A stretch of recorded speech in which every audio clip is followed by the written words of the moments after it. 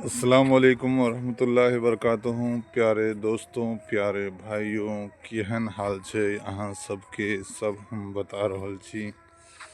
अहाँ सब तो अखन सुतले होब। अभी हम देखियो कि कहाँ छी, किस जगह पर छी। ठंडी के बहुत बड़ा मौसम छै, बहुत कुहासा छै।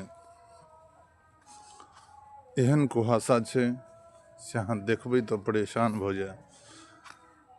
10 बजे तक कुहासा छै, सबसे ज़्यादा कुहासा छै।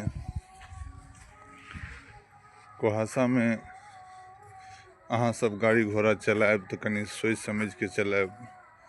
जिंदगी इंसान के 4 दिन के जिंदगी छै। जिंदगी चंद दिनों के जिंदगी छै, कोई ठिकाना नहीं छै। जत्ते हमर मिथिलावासी मैथिली हमर अली हुसैन मैथिली के वीडियो ज़्यादा से ज़्यादा शेयर करबी। अखन हम सप्तर आबि रहल छी।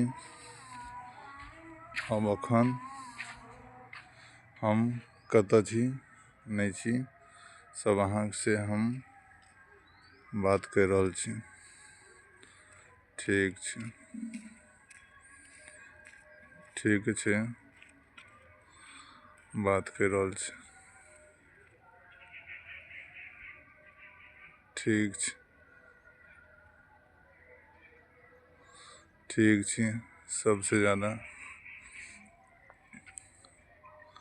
अहाँ सब कैसन छी नहीं छी, सब हम देख रहल छी आबि के। अहाँ सब ठीक छै। अब